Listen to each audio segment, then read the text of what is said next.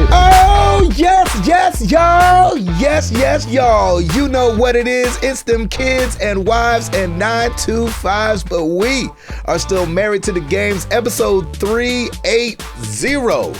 Yes, sir. It's your boy, Gabe Patillo with, that side, Tim Router, let's see, Ed Placencia, and Chris McCracken, of course. And as always, we are talking games and life and games. Thank you guys so much for being here. And it is our Christmas episode, baby. Hey, Merry Christmas. Oh, yeah. Merry Christmas. I hope everybody is grateful and got the things that they were wanting and, kept the first things first thing. You know what I'm saying? Right. I don't know, right. To each his own on that one. Let's start with Tim. You kind of had Christmas today already. Yes, I already had a little bit of a Christmas. Today we had the Router family Christmas. So I went over to my parents' house. Right. And my brother and sister-in-law and the kiddos were there. And we just had a really good time. We had a lunch. Mm-hmm. And then we exchanged gifts, and it was a lot of fun, man. We had a good time. We did our annual elf spaghetti like we always do. There you go, your weird Christmas tradition. It's been, 6-7 years in the running now. And wow. Most of them are brave enough to try a little bit of it. And so we do the spaghetti, we do maple syrup, chocolate syrup, M&Ms, the mini marshmallows, which this time I got the fruity marshmallow one, which made it a little interesting. Fruity marshmallows? Yeah, if you look in Elf, he's got the mini marshmallows, and those are actually fruit flavored. So there's there's different flavors. They're actually quite delicious. Interesting. A little medicine-y tasting, but it was good. That's the opposite of what you want. I love my marshmallows. Exactly, right? Medicine. So just a spoonful of marshmallows makes the medicine go down. Jeez. Yeah, we and to top it off is we put M&Ms, and then he does the Pop-Tarts on the top. And I do the whole thing like the mashing like he does, and then throw it all in your mouth like we do the whole scene. Oh my gosh. Wow. And we recite the code of the elves and the whole nine, man. It's so much fun. We have such a fun time. What's the rule code number one of the elves? The code of the elves is rule number 1, treat every day like Christmas. Rule number 2, there's always room for somebody on the nice list. And rule number 3, the best way to spread Christmas cheer is singing loud for all to hear. Aww. Gotcha. So there you go. Yep. There we go. Yeah, there it is. Anyway, so yeah, we had a really good time. I can't believe this. My niece has her driver's license. She got her driver's license this weekend. Shoot. I'm like, Dan is on the floor practically. And so he's got 2 kids now driving around. And it's pretty crazy. Everyone's growing pretty fast. And I'm just getting older. So that's always fun. Goodness gracious. But it was a good time. This has been chock full weekend, man. Friday was just a heavy hit of all kinds of fun stuff. Really? So episode 7 of The Mandalorian was out that I didn't get a chance to watch. The Witcher series came out on Netflix. Mm-hmm. And of course, I got to see Star Wars at 8:00 that night with my brother and my nephew. And we had dinner before and then went to a packed house and just had a great time together. And so, now we're just, it's Christmas time. So we're hosting Christmas on Christmas Day. We're going to feed everybody. And of course, we'll do our own. How many people are we talking? I'm thinking 12 or 13, maybe a little bit more. Not terrible. Yeah, manageable, not terrible. Yeah. But and I think some people will just kind of pop in and then pop out. So, but we're all ready, and I think we're set. It's a lot of fun. We're having a good time. And honestly, that's pretty much it for me. I've just been helping Lauren at the store for a little bit because work is completely kind of shut down now. Yep. So, she had a balloon delivery that had to happen on Saturday, so I helped with that. Well, of course it had to happen. Yes. Mm-hmm. And so everything's good. And just, I can't believe it's Christmas already, man. This is crazy. So it is crazy. Goodness gracious. Yep. That's it for me. Edward. Yes, sir. What's going on with you, bruv? Oh man, a little more of the same. Just like Tim, Friday morning, Sarah and I went and saw Star Wars and had a good time. It was nice to get away. Yeah, you saw the 10:45 one, right? Yeah. Was it crowded? No. The nice thing about living in a small town is that you can go see a movie on opening weekend and you'll get a good seat. That's hilarious. Yeah, that makes sense. Yeah. So it was nice. Sarah finished Uncharted: The Lost Legacy this week, which I was super stoked for, super happy about. I played a little bit of the Untitled Goose Game. It's on Game Pass. It's on PlayStation now as well. And I had a good time. It's a little bit of a puzzler, and I got stuck fairly early on, but I still liked walking around as a goose and annoying people. Did you really? Nice. Yeah, the fact that I got stuck, I didn't even bother looking up the answer just because I was just having fun trying to steal and trying to untie this kid's shoes. And it was just, so what's the point? What's the point? Is it just to cause mischief? Is that it? Pretty much. Basically, the very first level, you have like a to-do list, and it's like, make the gardener get wet, steal this, take this, make the gardener do this, and so you just have to figure out how to make these things happen. And there were a couple things in this second level that I couldn't figure out how to get myself on TV or how to make someone buy their own product back or whatever. So I just wandered around and honked at people and let them chase me. That's amazing. And it was fun. I know why people have been talking about it all year. It was a good time. Yeah, that's amazing. I really enjoyed it. Yes, yeah. Finally got to play the Borderlands DLC with Sarah. Oh, nice. Oh, yeah. I kept thinking it was coming out. I think 3 different days this week. I thought it was actually releasing. Yeah, you did.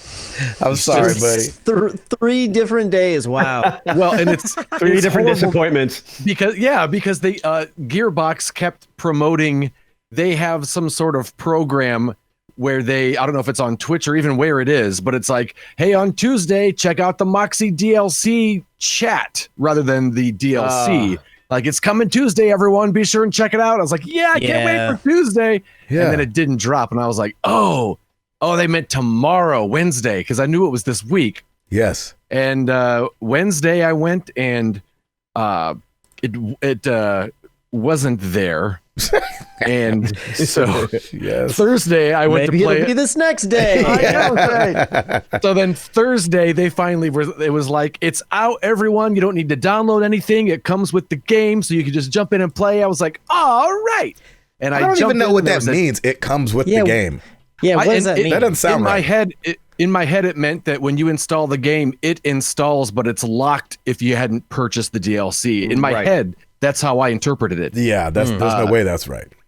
Yeah, because when I started the game, there was a 10 gig download.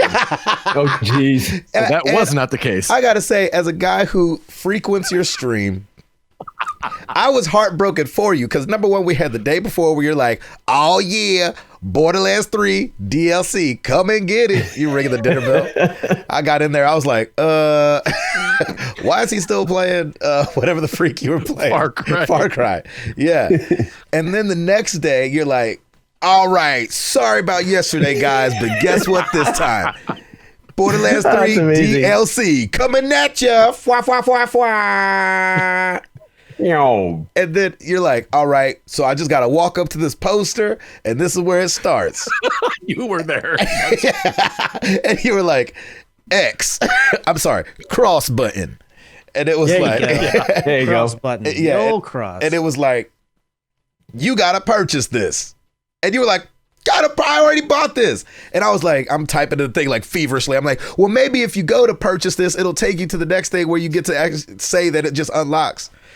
And you heard it, Ed's voice. Ed goes, 10 gig download. I was like, well. Is that basically like an all-day So much for the stream. For me, it was a 3-hour download. Wow. So yeah, so instead I went to my number 9 of the year game, GTA 5, and I shot everybody I could find. Nice. In a rage. I know, I was hoping that you started over at 10 again, but I was like, if he ain't got that VR up and going, that's going to be too much downtime. That's right. Played a little bit of Overwatch just to get this week's 9 wins. There was a bit of a struggle for me this week. I was having a hard time with Overwatch. And then, but Sarah and I played the Borderlands DLC then Thursday night and had a blast. We played it Friday night. Saturday, We hopped in with Frankie. It was Sarah's first time actually chatting online with someone while she played. What better person to chat with wow. than Frankie? Yeah, it was. That's fun. Yeah, it was a lot of fun, and it just hit me because she has her own account. I was like, I wonder if we can actually both chat from the same console at once, and I was really glad that it worked. And so that was a lot of fun. Frankie was a ton of fun. Sarah just kept looking at me and just kind of like, he's so cute. I was like, I know. Adorable is an adjective that should be used for him. Adorable, yeah. Exactly. Adorable. Yeah. So that was a lot of fun. And then yesterday, I finished Control. I beat Control. I cannot. Wow. I don't even know who you are anymore. Check. Yeah, I went back in and I totally changed up how I was playing. I've got the skill tree, and instead of kind of like spreading out all of my skills, I just took 2 skills and just filled them up, the ones that I use the most, and I felt the difference. So it was obviously, yeah. It was. I mean, because the boss battles that took me an hour and a half before, I was beating on the 3rd try this time. Wow, so Nice. it was nice. It was now that I finished it, it's because I wanted to finish it before. I didn't quit it because I wasn't enjoying it. I just couldn't progress. Yes. And so it wasn't that I didn't like the game. I just really wanted to get further, and I really enjoyed it. It's definitely different. It's very interesting. It definitely deserved the award I got. Was it art direction? Art direction, yeah. Mm-hmm. Definitely deserved that, just because it's just such a. If I wanted to do what they did in the game, I wouldn't even know how to begin to describe my vision of what I was seeing. Wow. So just the fact that they were able to all cohesively catch someone's vision and create it, I thought was so impressive. So yeah, I think I understand the ending. Oh man, shoot. Really? Nice. But it wasn't so vague that I was mad. I was kind of like, all right, I didn't expect everything to be laid out and unfolded and tidied up with a nice little bow, but yeah, it was fun. I will probably go back again and try to do some more things I wasn't able to do, some side missions I didn't finish out. But yeah, I was glad I finished it. I wanted to finish it before my end of the year list, and I was glad that I did. So it was a good week. Good, man. That's awesome. That's awesome, man. Good deal. Gabe, in all my excitement, I totally forgot to update on gameplay for what I was playing. I just skipped like everything. I figured it only been a couple days. Maybe you hadn't played. I'm not playing any. No, man. I'm back in Bloodborne. I defeated the second boss. Oh, nice. And keep going through, man. I definitely have to pull the Chris McCracken and get some YouTube walkthroughs, because I'm in old Yarnum now, and I'm like, I don't know what I'm doing, and I'm getting killed, and I don't know why. But it's still great. Like as Sean Capri had said, it's a great loop, because now that I've got a few locations, I can go in, just start hitting some fools up, getting some blood echoes, going back and kind of upgrading. So now I'm just in this kind of loop, and it's great. Okay. So man, I can't believe I'm saying this. I am really enjoying this game. I never thought I'd be playing a game like this, and I'm having a great time with it. This is a year of change. Yeah, right. What the heck? I'm growing. Right here at the end, you and Ed both, like, you guys both, like, Ed usually would have rage quit Force Awakens or Force Unleashed, whatever this game is called. Either one. And he would have rage quit Control, but he didn't, and he went back and started over again and finished both games. That's crazy. Yeah. Who are we, Tim? Yep. I know, right? I mean, they say you can't teach an old dog new tricks, and I'm old. But look at me. Look at me now, everybody. Got some bark in them. Yeah, still able to get the fleas off you. You tell him, man. You tell him. I love it. Sorry to interrupt. I got so excited I totally forgot to mention that. But it's been great. So I'm on YouTube walkthroughs and Bloodborne. Yeah, it's the way to do it, man. Yeah. YouTube walkthroughs, don't hate on them. No, not in this case. Absolutely. Chris McCracken. Yes, man. It feels like I was just talking to you guys yesterday. Right? I was like, oh my God. I was sitting there thinking, like, oh, what have I been doing? Oh man, not a whole lot. Yeah. This past Saturday, we did have our family Christmas on my mother's side of the family. So we went and met up with a bunch of aunts and uncles and grandparents and cousins and everything like that. Had a little gift exchange and just hung out, ate a lot of really good food. And honestly, like outside of work, that's literally the only thing that I've done. Really? Yeah, we did that wow. Saturday, and then on Sunday, which was today, we had just a bunch of running around. Actually, I guess that's not exactly true. We did meet up with my stepmother over there as well, but it wasn't quite as big of a gathering as it was with the other family on Saturday. And we did exchange some gifts there because my stepsister was going to be the only time that she had. Unfortunately, she works. Her schedule's a little crazy around the holidays, and we're going to be heading out of town during the Christmas Eve and Christmas Day. So we did meet up with them as well today, but it wasn't quite an all-day affair, whereas yesterday's was much more of a longer stint. And then in amongst all the other little last-minute gift getting and wrapping and stuff that we're trying to tidy up as we're about to be heading out to Oklahoma, which is where we're going to be going for Christmas. We're leaving on Christmas Eve. And outside of that, it's really just been at work. It's been wrapping everything up. I do have to go in tomorrow on Monday. I'm hoping it'll be about a half day. I don't really know for sure. It kind of just depends if we're able to square everything off right at the very end. But because we're looking to be off a week and almost a week and a half, we need to really make sure that all the I's are dotted and everything's where it needs to be perfectly. So it could bleed into all day, but I'm not mad at that. I mean, I'm gonna be in like vacation mode. I mean, it's just hard to not get right into vacation mode the minute that all that kinds of stuff starts. Yeah. So I'm trying to make sure that I rein that in and focus and get the stuff that I need to get done. But looking forward to it because it's everybody's all excited and everything with the holidays coming, and it's a lot of fun to just reminisce and everything with coworkers in and amongst getting things done. On the gaming front, really, I haven't done anything. I did. I think I mentioned it last week. I also picked up the Untitled Goose Game. I did jump into it a little bit this morning. Stacy wanted to watch to see if it was a game that she might be interested in playing. And she played a little bit of it, but like literally, so the first little area that you get to, and there's this gardener guy, and you're kind of jacking with him, and you have a list, and you've got to fulfill this list.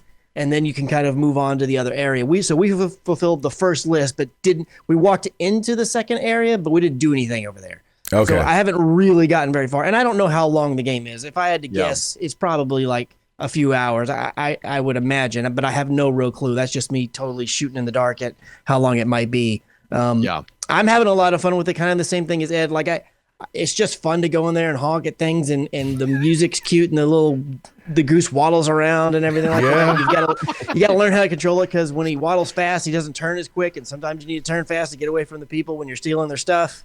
That is so weird. That's amazingly weird. It's just fun to go in there and create mischief. It's just, I don't know, it's oddly soothing to just go in there. It's called the Untitled Goose or Uncommon Goose, or what's it called? Untitled Goose Game. Untitled Goose Game. Jeez. Yes. Wow. And again, which I know this isn't going to matter for Router because his isn't plugged in, but it's free on Game Pass. If you have that route, sign me up, Mac. Let's go. You could totally do it that way. I bought it on PlayStation because I am going to go ahead and go for the platinum on it because it does have one. So I'm planning to do that. Unless I just end up hating the game, which at this point I'm not anticipating that being the case at all. So, but really, that's been the only thing that I played.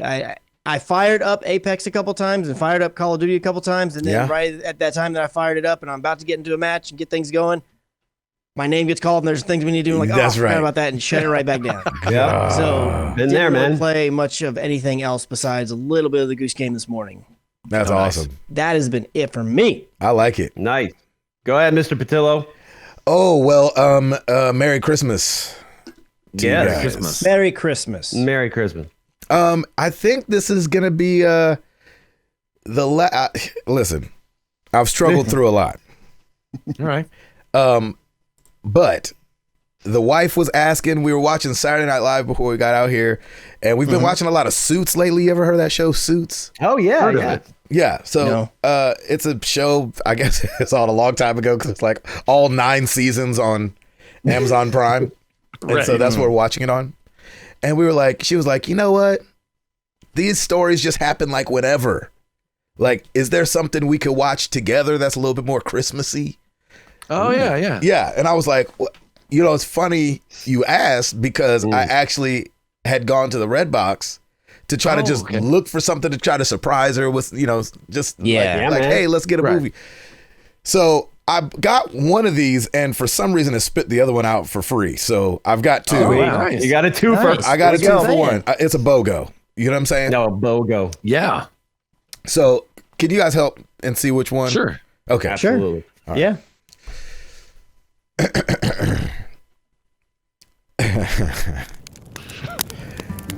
After a sorceress transports medieval knight Sir Cole to present-day Ohio during the holiday season, As happens right, occasionally. Cole. Yeah. Totally Yes. where you go, Ohio. Sir Cole. I didn't know they were naming people Cole back then, but Sir Cole.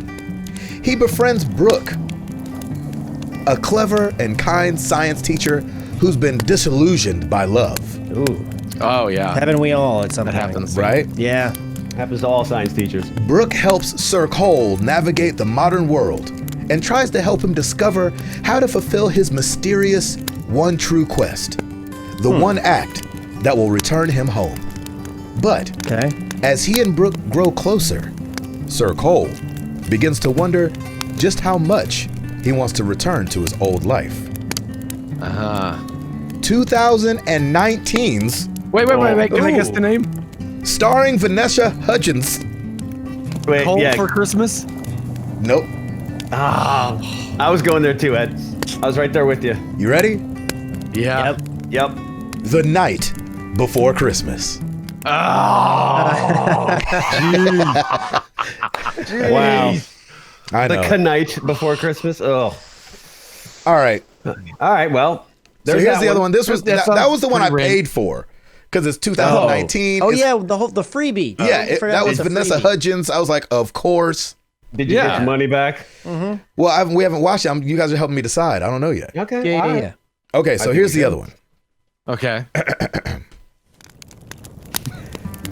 After seeing his parents murdered in front of him, Gee, a young boy wonders. spends most of his life in an orphanage where he is abused by the mother superior. When he becomes a teenager, he gets a job as a toy store Santa.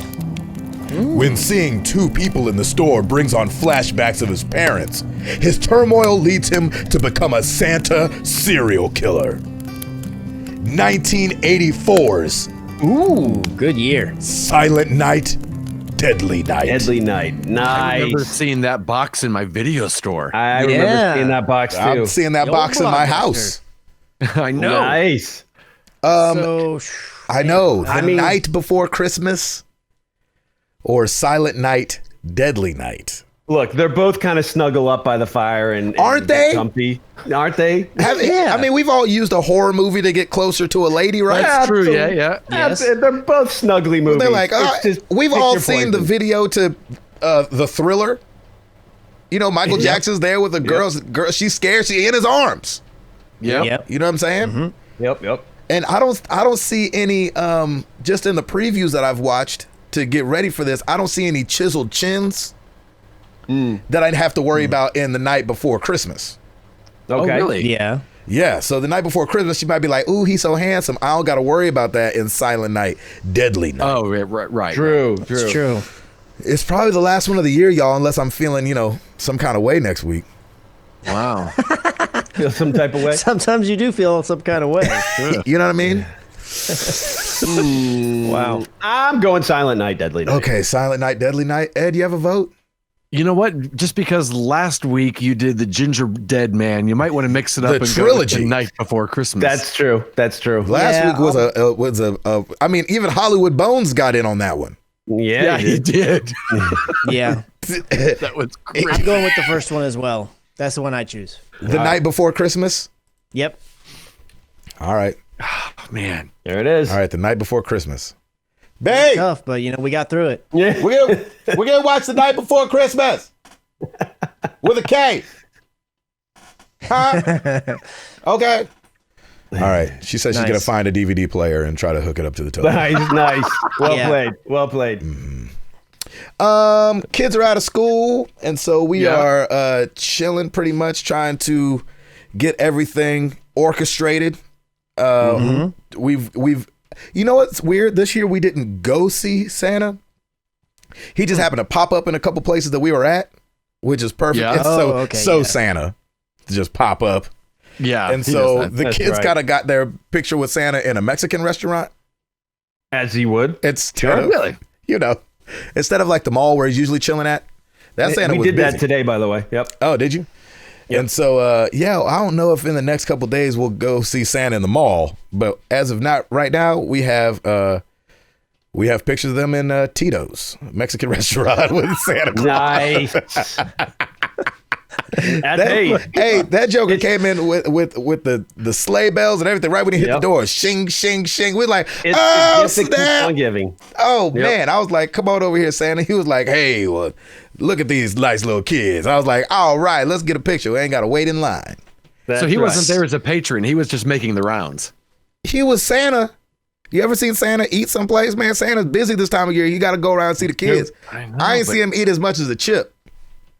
Wow. And their chips and queso are delicious, He works on that belly at other times of the year. Now he's putting in work. That's good, though, because, if he was there eating, you shouldn't go and bother him. Let the man eat. Right, let the man No, man, he came in. I know. If he had just been there eating, you just leave the man be. Yeah. It ended up Feliz Navidad, everybody. Guys, that he wasn't eating. Right, exactly. I don't want to end up like, my buddy that ran into, what's his name, Captain Kirk. Y'all know that story. Y'all know when my friend met Captain Kirk? I don't refresh our memories. Oh, man. Did he cross him? Did he make him? Did he make a faux pas? I can't remember this story, Gabe. When did you tell it? Listen, my buddy. They say, don't meet your heroes. Oh God, yeah, especially not Captain Kirk. Yeah, not Captain Kirk, not James T. Kirk, Bishop. No. So my buddy's at the airport, and he sees Captain Kirk. This is years ago. This is before he was a Priceline negotiator. You know what I'm saying? You go, William Shatner. He's sitting there. He's sitting there reading a newspaper with a PYT next to him. If you don't know what that is, ask your parents. And my buddy walks up to him. He was like, sir. He's got his napkin and his Sharpie. He's like, are you William Shatner? And he said, William Shatner looked up at him and said, used to be, kid. And he was like, oh, well. What? That's like an old Western. Isn't it? Used to be, kid. Yeah. He was like, well, can I have your autograph? He was like, no. They say just like his arms just dropped, Sharpie and napkin in hand. They just walked away. I was like, you got Shatnered? He was like, oh yeah, you got Shatnered. He did get Shatnered. Wow. So for a whole tour, every time we wanted to tell somebody no, we were like, you've been Shatnered. Nice. Yeah. The answer is no. No, you can't. Classic Shatner. Classic Shatner. Woo. Oh, that old Shatner. Yeah, so I haven't been Shatnering anybody this Christmas. Nope. I've been trying to tell everybody yes. Yep. And so on the gaming front, I have I don't know if I've played anything since we last recorded the podcast a couple days ago. Yeah. I mean, because it was so long ago. Yeah, exactly. Everybody, as you noticed, this podcast very early because this is one of those weird years where Christmas falls in the middle of the week. And so we couldn't do the show as regular. We have done the show pretty close to Christmas before, but this year is just too close to try to record on Wednesday is Christmas. And so, but I got to give a big shout out to Chowfie, our boy, West Coast, the best coast, fresh coast. He heard me talking about Control and he was like, I got it. You want me to send it to you? You can at least play it before the DLC drops and I need it back. I was like, yeah, I'll give it a try. And so May mailed it out here to me. So I installed Control today on the PS4. Nice. So I'm excited to jump into that.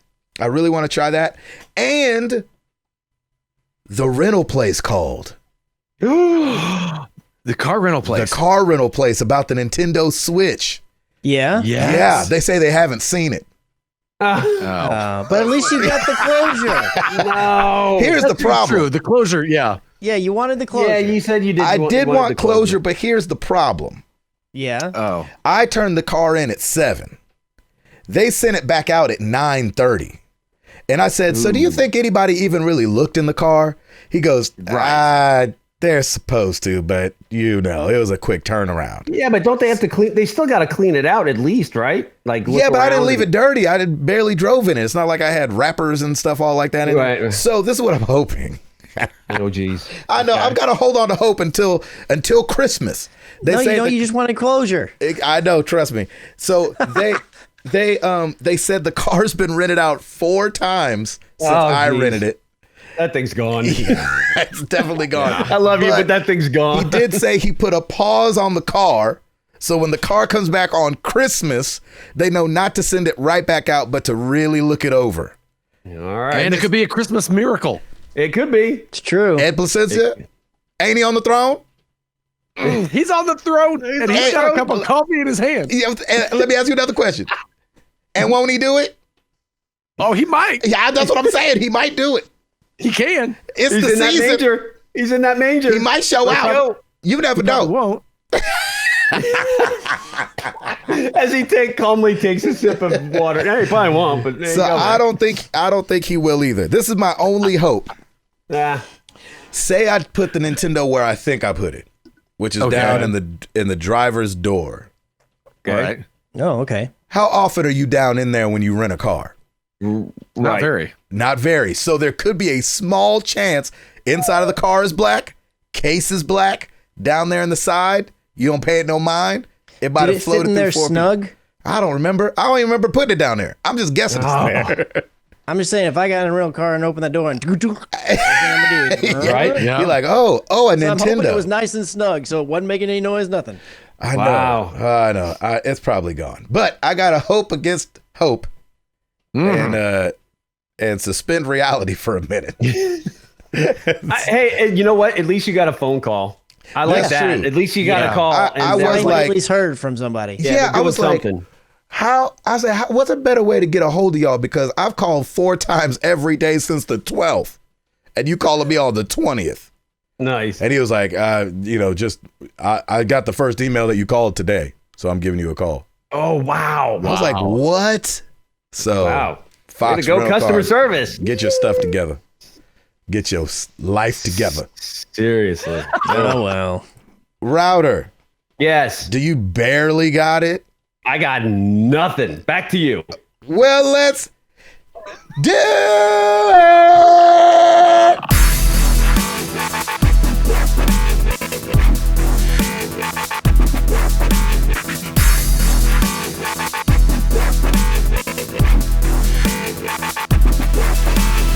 Back to you. Oh, shoot. Oh, yeah, you said you had nothing. Sorry. I still needed to do the bump into the music. Yeah. That's good. No, that's fine. No, actually, I have absolutely nothing. I don't think there's anything out. At least nothing that has been posted until until the new year. So I'll have something for you in the new year. Yeah, we will. This is our Game of the Year episode. So as you're listening, be thinking about what your games of 2019 are, and we will and we'll be able to talk about that next week. That'll be nice and fun. Yeah. But since this is the Christmas episode, it's usually shorter than our regular episodes, and it's on video. And so if you're listening to this and you're like, oh yeah, you can go to youtube.com/married to the games, and you can see Tim, Ed, and Chris up there. It's a good time. I know. I wish I could make your tooth ting as you smile. Yeah. Just throwing those special effects there and Yeah, make that happen. exactly. Yeah. I would the first step to doing that. But we do have a little bit of news for everybody. So Chris McCracken, why don't you bust us off with some? Yes. So we know that The Witcher is a little hot right now because the Netflix series has come out. Of course, it's been hot for a really long time, but it's back kind of thrust into the news. Yes. And we got a few more things to go along with The Witcher news. And by the way, you said you watched it, right? You Yes, and I did. Tim. That show is not safe for children.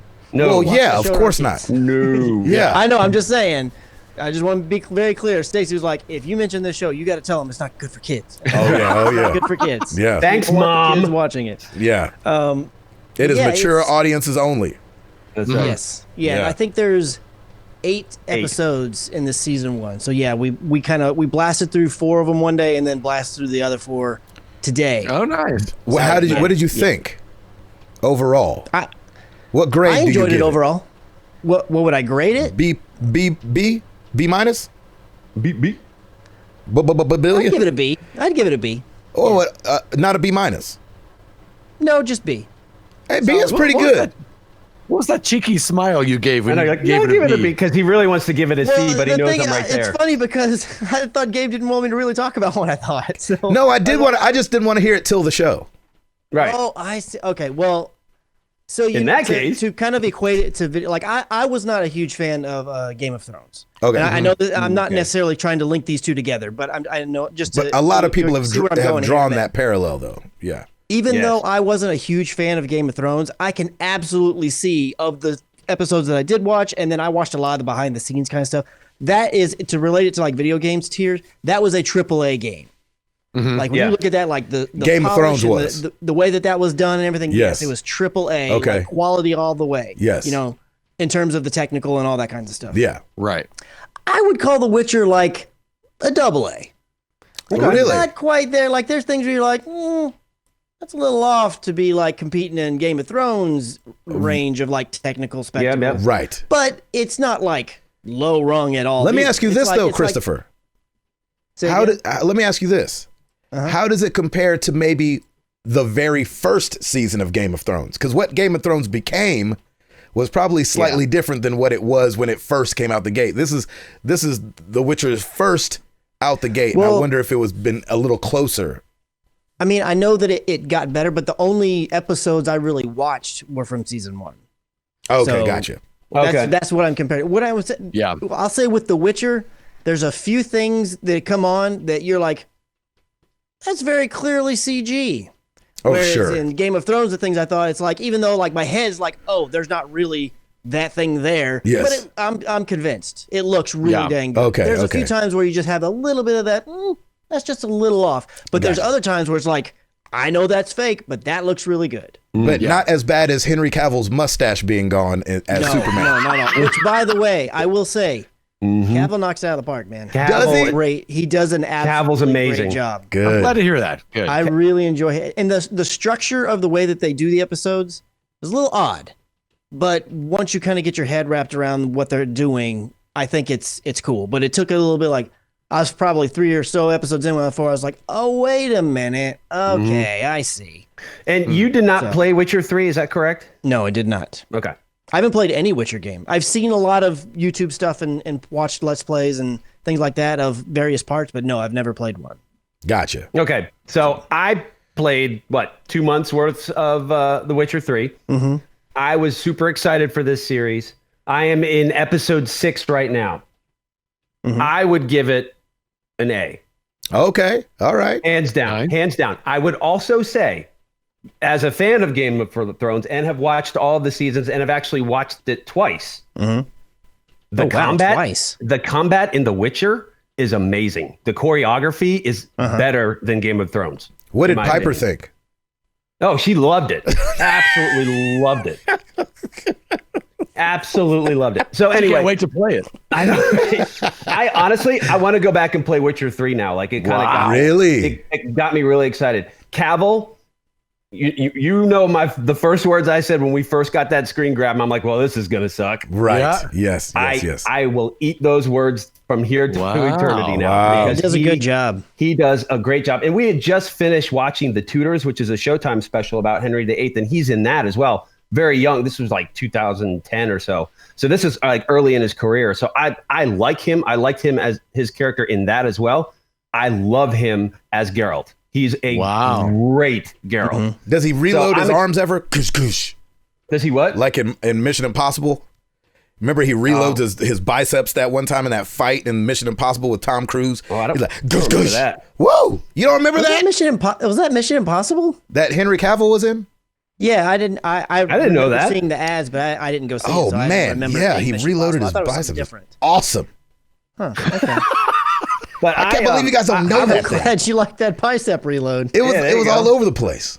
Look at these guns, baby. Let's Yeah, go. no, it looked a little different than that. Yeah, right? Just a little. just a little bit. Yeah, A those little look bit. those look like a 7-year-old soccer coach arms. There you go. That's right. That's right. I do agree, Chris. I think some of it from what I've seen already, it's like, yeah, you can kind of tell it's not all polished. It's getting there. It's getting there, It's and really, really close.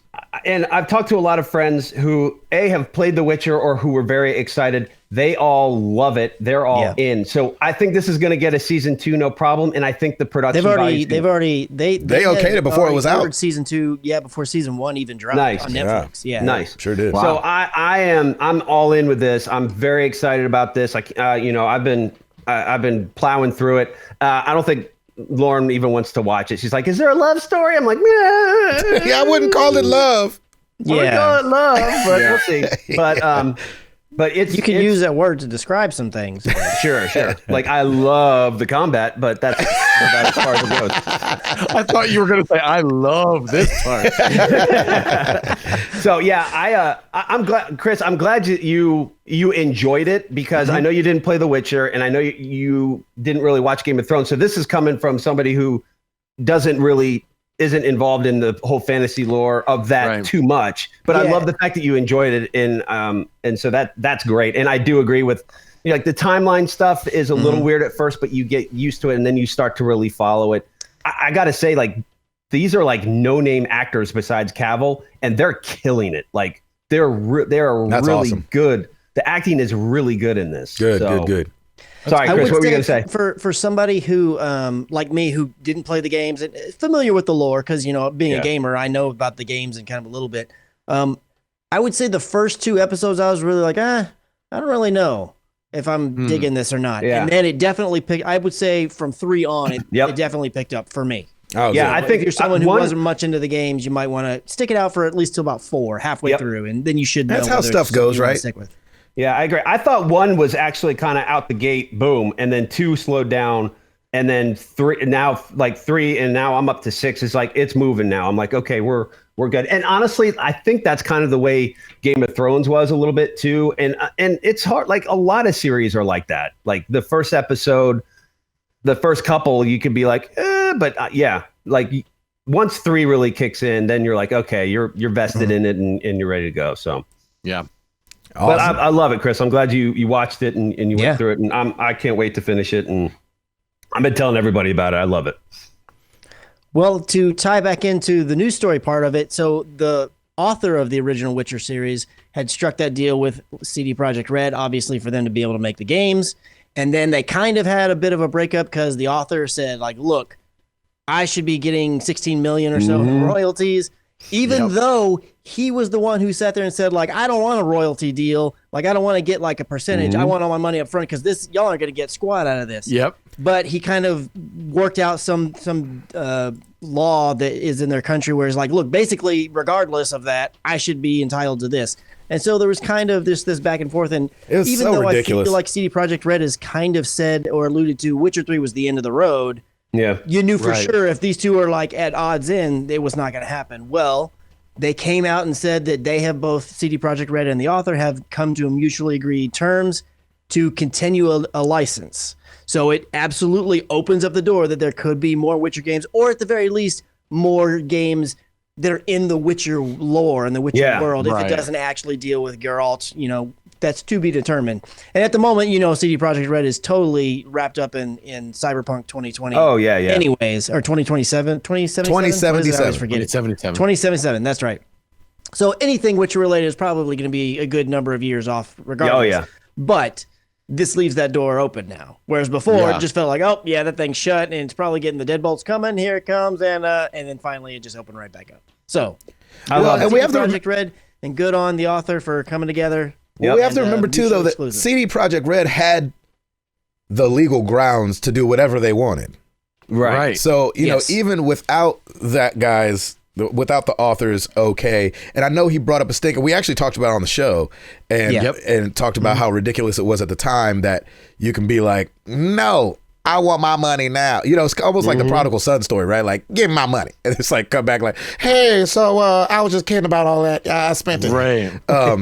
But it's like, I'm just glad that CD Projekt Red had the wherewithal to be like, you're right. We've made a bunch of money on this. And we were wanting to give you royalty in the first place. So let's just all, skip into the come to an agreement. Good on them. Yeah. Man, they're a fantastic developer, man.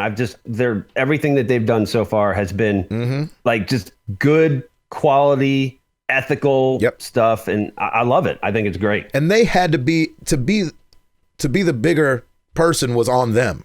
Was on CD Projekt Red. You know what I'm saying? The author is the one that wrote an open letter saying that he was ridiculously underpaid. And you're like, yeah, but nobody knew. Like, nobody's got a time machine. You know what I'm saying? This is not Hill Valley here. Hindsight 2020, man. Exactly. Yeah.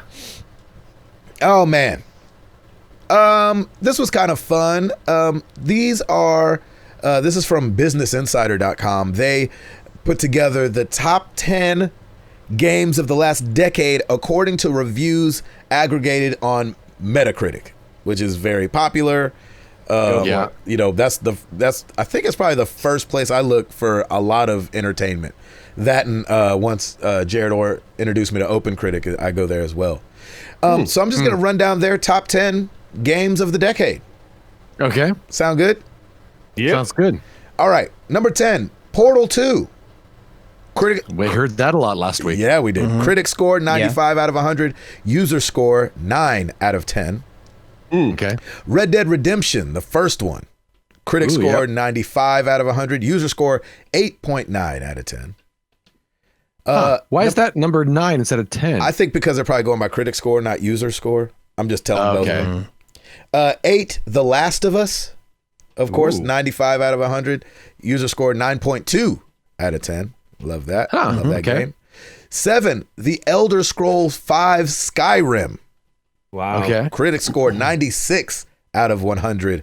User score 8.5 out of 10. Oh, wow. That's for the bugs. Yeah, exactly. Number 6, Mass Effect 2. Ooh, okay. Critic score 96 out of 100. User score 8.9 out of 10. 5, Super Mario Odyssey, which I totally agree with. That's a great game. 97 out of 100 critic score. User score 9.0 out of 10. 4, Grand Theft Auto 5. 96 out of 100. User score 7.8 out of 10. Oh, wow. Which is weird, right? That must be an early, people voted early. And you know what I'm saying? 'Cause it feels like that game was the gift that kept on giving. Number 3, Red Dead Redemption 2. They got both them jokers on here. Critic score 97 out of 100. User score 7.7 out of 10. Really? Yeah, that's crazy. Red Dead 2. Number 2, The Legend of Zelda Breath of the Wild. Critic score 97 out of 100. User score 8.4 out of 10. Y'all know it was my game of the year a couple years ago. Yeah. And number 1, this was a surprise to me, personally. Super Mario Galaxy 2. 97 out of 100 critic score. User score 9.1 out of 10. On the Wii. Released on May 23rd, 2010. What? Just made it in there. I didn't play Galaxy or Galaxy 2, but I do remember, especially when Galaxy came out, I remember it being a big deal. And then when Galaxy 2 came out, I remember it being a big deal, but because I didn't play it, I didn't really follow it. I had a Wii, but I never played that one. So I don't know. I don't really hear that in a lot of conversations anymore. I don't feel like it had that staying power either. Right? Yeah. But of course, Skyrim being on here makes perfect sense. That was like the game that you could play on everything, even down to the Amazon's Alexa. Yeah, that's right. Oh, shoot. I'm not talking to you. I was just trying to say, get out of here. That Alexa got him. Gets you every time. Glad that The Last of Us is on here. Red Dead being on here twice is crazy. I've never played either of them. And then we heard a lot about Portal. Chris, you had some feelings about this top 10. Was it just Galaxy being on there? Well, I'm not sure. Like, it seems like if it's based off solely out of critic scores. I mean, I know they had the user score on here, but I'm thinking it's just it's got to be critic. That's the only one that went up. Yep. Then I guess that kind of makes sense because I expected God of War to be on here somewhere, but I think its Metacritic ended up right around a 94, which would put it below even the number 10, which 90. It's 95 and above. So that kind of makes sense. Like, to me, I I'm just glad that we did our own lists. Obviously, Yeah. my list skews more towards my interest in particular, but I just mean even like for when you look at the ones from our community, it seems more. I don't know. I don't think personally Mario don't- Galaxy I don't 2 get was on Galaxy being on here. any of the ones that I I don't- saw. Yeah, I don't get Galaxy being on here, and I honestly don't get Odyssey being on here either. I know that you said that it's great, Yeah. and I haven't played it, so Yeah. you know there's that to be said. Odyssey but is it's real just like- good, homie. I mean, I hear you, but it's like I can understand Breath of the Wild because they reinvented that. Like, Yeah. yes, you have New Donk City and you've got the throw the hat, but it's like Mario seems like Mario. I've watched a lot of gameplay of Mario Odyssey, and I'm not saying that there's not cool stuff there, but it just it seems like more Mario to me. Yeah. I understand Odyssey being there. Yeah. I understand some of these, or not, excuse me, not Odyssey, Breath of the Wild being here and Yeah. a couple other ones, but all these critic scores are super high. So if that's your main criteria for putting it on this list, that makes total sense. Yeah, yeah. And I mean, when I played Odyssey, I hadn't played a Mario game since probably Mario Wii, Oh wow. Oh, nice. which Yeah. was a great game too. I love a side-scrolling action.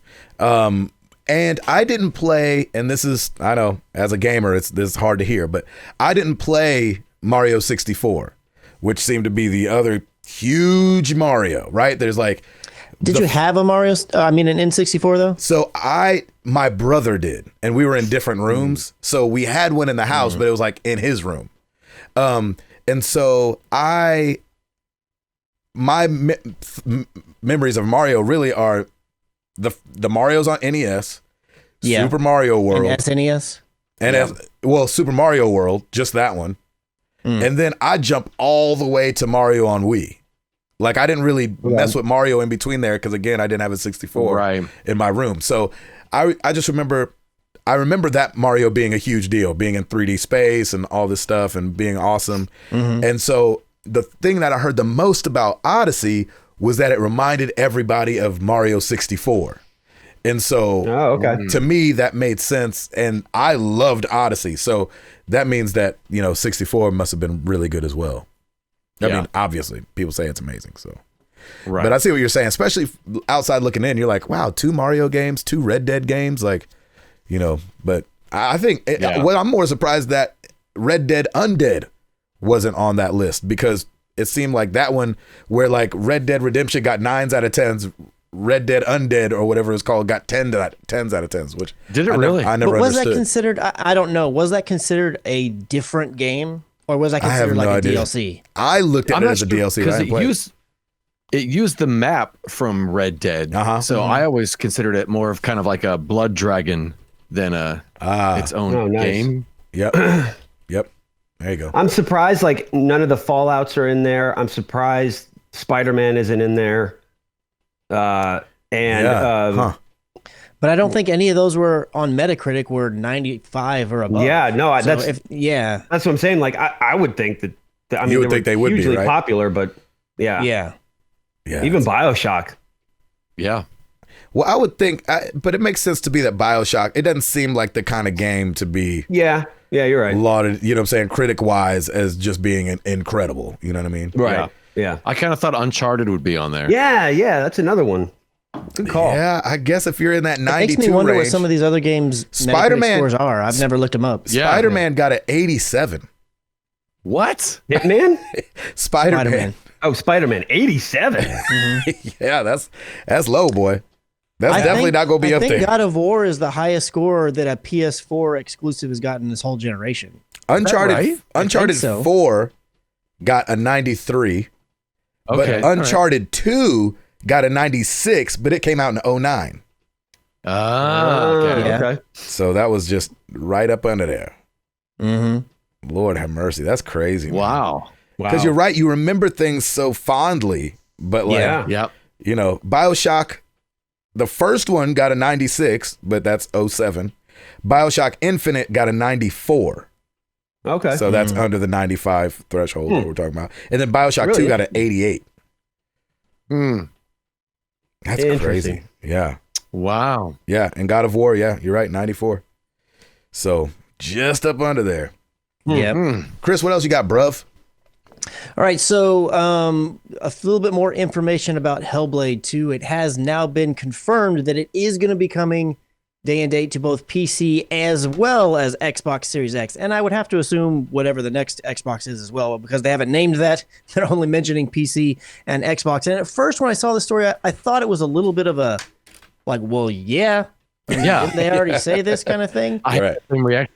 So I kind of went back and do a little bit of digging. I'm like, hey, am I just not remembering correctly? And it turns out they never really said. What they said was that all first-party or Microsoft Studio games will be coming day and date to Game Pass. Okay. Then later on, they said, oh, we're creating Game Pass for PC. Right. And they said that our intention is to make every Xbox Game Studio game for PC available the same day and date as well. So they never actually said anywhere that I can find definitively that all Microsoft first-party games will be coming to PC the same day as they will on Xbox. So to that extent, it's nice to have this confirmed this way, especially for someone like me who's in a situation where I'm trying to figure out, do I want to go down the PC route or do I want to do Xbox Series, whichever. Right. And the main draw for me at the moment is Hellblade 2. So I'd have been pretty ticked if I ended up making a PC and they're like, guess what? You get it 3 months. I'd be like, what now? I don't think that's going to happen. You see, I just spent this money. Yes. So it's good to hear that they did actually confirm that. And I would just assume that going forward, they're going to be coming fast and quick with the confirmations on this style of stuff, because I think it only helps them, the fact that their first-party stuff comes to their platforms day and date. On their service that is, they're really trying to push because it's a great deal for them. So kudos on them for not only doing that, but also making sure that it's known for those who are curious and a little like, I'm not sure, you haven't actually said those words yet. Right. Yeah. Interesting. Yeah. Well, I'll be interested to see which way you go, Mr. McCracken. I know, right? Lord, I will be too. Do you think it's the price point of the next console that's going to determine it for you? No. What it's going to ultimately come down to is, do I want to deal with the PC route or not? Yeah. And I know everybody, like people on our Discord, people on Twitter, people everywhere, everybody's like, look, I get it. PC is the master race. I understand all that stuff. But I don't care. I would tell you to get a console. Keyboard game. Like, even if I build a PC, I'm only playing single player stuff and I'm plugging in a controller. Like that's what I'm going to do. So that'd be me too. Yeah. I don't really want to continue. I don't like the whole 2 PC setup. I've done that for a while. Like we have 2 desktop computers. I don't really want to continue to do that, but all my software and everything's on my computers that I have now. And I'm all Mac based. So I would have to, not that I would be buying a ton of stuff, but every bit of software that I would need, I need to buy brand new. And do I want to just have a machine where it's only for games, when outside of a few things with video and stuff, it's like, I feel like that's all I'd be doing is gaming. So I don't know. There's a lot of things. And I do think because this generation, our consoles have done more things PC-esque than they ever have. I'm assuming the next generation, that kind of stuff's going to add even more. So I feel like regardless, I need to just wait until E3 or whenever it is that we learn as much as we can about these consoles to see what are they really going to offer, and what are they going to cost, and then see what that's going to be. I do think, and I even have said it on this podcast before, I think PC is the smarter way to go for most people, especially if you're price conscious. I think it's the absolute better way to go. Right. There's just a lot of other things that I need to consider about it as well. So we'll just have to see. Well, as a guy who built a PC a year or 2 ago, whatever it was, I would say go the console route. Personally, only because it's like it's easier. Great case for PC. You don't have to worry about anti-aliasing and like dialing in each game that you play to see how you're squeezing the most out of it. You put it in the console and you play the game. That's all you have to worry about for the most part. And so, because I'm both, like I played Batman on PC, which was awful. I played Hitman 2 on PC, but then I played the other Batmans on console, and then I played the first couple of Hitmans on console. And so I played XCOM on Steam, but then I played, the first XCOM on console. So I've kind of always bounced back and forth and lived a little bit in both realms. And I've gotten used to it. And yes, money-wise, PC is the way to go because the Steam sales are so steep that you get games for like $17. It feels like 3 weeks after they come out, and so you know that's always better. And you know it's easier to come across a little code, I feel like, than you know going out and buying a game. But when it just comes to ease and like if all you're getting it for is gaming, then I'd tell somebody to get a console personally. Yeah. So man, these people are still digging around in PT, the playable teaser for Silent Hill. Yeah, and you know, for those that don't know, PT was a demo that was put out by Kojima because he was going to do Silent Hill, and Norman Reedus is at the end of it, and it kind of felt like that was the beginning of their budding relationship. Silent Hills doesn't happen. Kojima starts Kojima Productions. He does Death Stranding, gets Norman Reedus back in the saddle, and they make what we have out these days. But PT, for again, for those that never played it, is like a horror trailer. We have a video of it somewhere on our YouTube channel of us playing it at episode 100. Yep. And being scared and everybody like trying to figure out what's going on. Everything takes place pretty much in a hallway and a couple rooms that offshoot the hallway. And then, like I said, at the end, you're kind of outside and walk up to Norman Reedus and he kind of does a slow turnaround. So these guys, we've talked about it before. They've been able to detach the camera from the person that you're playing and see that you're getting followed around by a ghost the whole time, which is super scary. Wow. And that your character doesn't actually have a body, but it's just kind of like a floating flashlight. Well, now people are leaving the hallway and have found out that there's a whole map outside the building. Wow. So crazy. And there's so much detail out there. It's nuts. There's cars, there's packages all over the place. There's street signs, there's like construction stuff, there's dumpsters. It's dark, it's creepy. It kind of looks like wet in some places. And it just like adds to the whole thing of like, thank God Silent Hill didn't get made, or else Satan would have came and took over the whole planet is what it feels like. It looks so scary, and I can't imagine. And maybe he's done this and I just don't know it. I can't imagine what a horror Kojima game would be like. I think it'd be too much for me. Like, I already don't play scary games, but like I messed around with Resident Evil 7 with buddies. I don't think I would touch a Kojima game that was horror. Like, and I know this is old news that he was going to do a horror game, but like just thinking about this and being able to see, because you can go and see it. It's a guy named Lance McDonald, and he put up all him like kind of roaming around this map, and just looking at it, I'm like, yeah, Doc, no, there's just no way I'd want to be in that world. There's no way I'd want to be in that world. I'm pretty sure it will not be shocking to me that Kojima, the new version of Kojima Productions, does make a horror game. Oh, it wouldn't be shocking to me feeling like either. it's gonna happen. Oh, I don't want it to happen. It's gonna be messed up. Yeah, his regular games can get jacked up. Right? You're like, I don't know about that. Somebody get the oil. The holy oil, sprinkle it. Sprinkle that holy oil. Holy water. Yeah, sprinkle it on my. Can you sprinkle it on my PlayStation?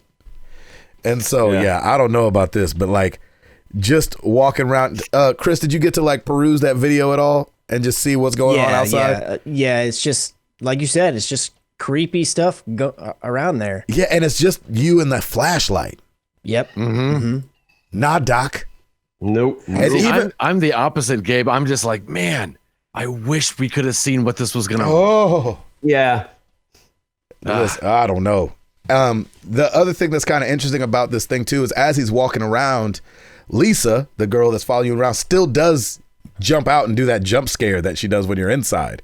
And so that does happen one good time while he's outside walking around. But besides that, there's no jump scares. But just the attention to detail that's out there, you could just tell that they were locked and loaded, man. They had their little universe that they were going to scare the crap out of people with, and it was going to be awful. That's for sure. So do you think now that Kojima's kind of got the ball rolling with Kojima Productions, do you think Silent Hill can still happen at this point? Silent Hill can't. That license is owned by Konami. Yeah. Oh, okay. So he couldn't be involved with it unless they struck some deal. Right. Which it's not gonna fat happen. Chance probably. Yeah. Yeah. Super fat chance. Wow. Ed, what have you been streaming lately? Since there's nothing on the YouTube channel, what did you stream this last week? Well, I've been this past week. We finished up Far Cry 3. And awesome. Went into Grand Theft Auto 5. Started that. And so it's been fun to revisit these games especially these older games that I still really enjoy. They're a lot of fun. And of course, Overwatch. And they're all holiday family games too, which is all holiday family games. I can't wait the week of Christmas to be streaming GTA 5. Yeah, I was going to ask, how have you decided how much of each game? Because Far Cry 3, I don't know if it was actually in the plans for you to finish it in that week, but because Borderlands kind of got jacked up. Yeah, I wasn't sure what I was going to do. And so I decided to just kind of mainline story missions. Yep. GTA 5, you don't have to level up, so I can skip all the side missions and just do the main stories. Okay. So I'll see how that goes. I know when I get to Red Dead, I'm just going to want to just do everything again. I can feel it. Really? I feel it. I can see you doing that so too. So you talked about on your stream this, if you did your top 10, this taking you to June. Yeah, I know. Yes. So was that a joke, or will you like, are you not going to stop for Cyberpunk? I will definitely stop for Cyberpunk. Okay, gotcha. Nice. Yeah, definitely stop for Cyberpunk. I could see this going into, I was kind of worried about February, everyone talking about it being a big month. And then Gabe and I were talking about how actually, at least for me personally, the games I was interested in all got bumped from February. Yeah. So yeah. I can keep taking my time if I want. That's right. There you go. Yeah. Well, thanks, Ed. You betcha. Every week we ask you guys a question. Last week was no different. We asked you, what's your first video game memory? Could be when you started playing or when you fell in love. And we're going to start over on Twitter. We got Matuna at Matuna. My first memory was seeing Plaque Attack and Frogger on my aunt's Atari 2600. I was maybe 4 or 5 years old and completely blown away.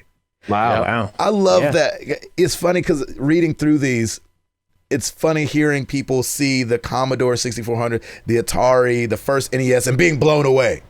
Like, you know what I'm saying? Like, when you look back and you're like, it's like just like a square making its way across the desert, you think. It took a lot more imagination back then. Yeah. Chris Weibel at dude_large_pants. Sure. Yeah. All right. First memory, playing Hot Wheels and Labyrinth on my grandparents' Commodore 64 when I was 5. Nice. First fell in love with games the first time I played Earthbound on SNES. I know that's right. I like that. Aquamaster at Aquamaster. I was playing Guitar Hero with my father. Ooh, nice. We got a lot of dad ones in here, which I love. That's awesome. And I it's striking me this year. Striking me. Yeah. Over on Facebook, Todd Mackey Jr. I vaguely remember when I had got the NES when I was 5. Then, of course, came the Sega, but my favorite memories with gaming has to be when I got my first PS1 in 1995 for Christmas. Enjoyed them days of playing Twisted Metal and Command and Conquer Red Alert with my dad. Now, I have had every PlayStation console since, and I still game at least every other day at the age of 34. Nice. Awesome. Love that. Bill C. Gardner II, not Junior like the last guy. This is the second. My dad brought home an NES. We played Super Mario Brothers and Duck Hunt for hours, and then I watched him play Tecmo Bowl. I've played games ever since and love them. I know that's awesome. Over in the Married to the Games community, Brendan Myers, the first time I saw The Legend of Zelda, A Link to the Past, I just started to play it, and I've probably played it the most of any other game. Wow. Yeah, nice. I like that too. Let's see. Keith Stein. My dad had just passed away shortly after Christmas. The Christmas that the Nintendo came out. I remember him showing me the cheat to get the first warp pipe on Christmas Day. My dad was just 40 years old when he passed, and I'm sure he would have continued to love video games. Wow. I just love this bringing the fathers and sons together, because my dad bought me and I think maybe it's just that men are drawn to techie stuff. Yeah. Because my dad bought my first stuff, my first gaming stuff, and like I told you, whooped me mercilessly in it. Yep. Boogie over on Discord. I got my first console at 10 in 2000. Youngin'. The Nintendo 64. I also got Spider-Man for it. My first memory is me and my best friend binging that game for about 6 hours straight and beating it. And that's when my video game life started. I had played video games before then, but this is my true first memory that sticks. Merry Christmas, guys. Nice. Thank you. Yeah. Let's see. Spencer. It was 1980 something, and the Stapletons were broke. This was before, living off the street. Living off the street team. Wow. Nice. Wow. Well played, sir. Well played. Yikes. This was before the NES was a thing, and the at-home video game industry was dying. Mom and Dad bought a used Atari 2600. How they came up with the money, I will never know. We played Pitfall, Breakout, Dig Dug, Donkey Kong, Moon Patrol, Asteroids, and many others. We would swap cartridges with other kids so we could share the games we had. That was a long time ago. That's awesome. I love that so much. Oh my gosh, that's so good. Last one. Burnaby Butterteeth. The first memory I have is playing with the Atari XE. I had several crappy games and Dig Dug, which I would play for hours. I also learned basic programming on this thing. I think I was 4 or 5 when I got it, could barely read and type, and took me hours to write down a code to get a train to roll across the screen. Wow. That's amazing. The Atari XE. That's nuts, man. Thank you guys so much for answering the question of the week. You know where to find us. Facebook.com/married to the games, Twitter.com/MTTGcast. Of course, you come to marriedtothegames.com. And guess what's on sale over there? What? Tell us. Tickets to episode 400. What? It's Christmas time, baby. You might as well buy you some tickets to episode 400. Come on to Franklin. Hang out with me. Hang out with Tim. Hang out with Ed. Hang out with Chris. It's going to be such a good time. We're going to be in a theater together. We're going to play games together. We're going to hang out. We're going to eat food. We're going to drink drinks and just talk about games and life and games. It's going to be so much fun. I can't wait. May 16th, 2020. It's going to be off the chain. Right before the Summer Olympics, too. So that's something to look forward to. We got to bring the torch in then. Somebody's got to bring a torch. You got to run the torch by, that's for sure. Wow. Right. If you would like to support the show, you could drop $1 in the bucket over at patreon.com/MTTG. And it took us a while, but we moved up from a jar to a bucket. Yeah, well, we got a bucket now. That was with your help. It's the church bucket. Thank y'all. That's right. That's the plate. And Eduardo. Rate us on iTunes, leave a comment, subscribe if you want. And if we see you at 400, you won't get Shatnered. Ah, yes, Ed. Good job. Well done, Ed. Well, let's get into some questions.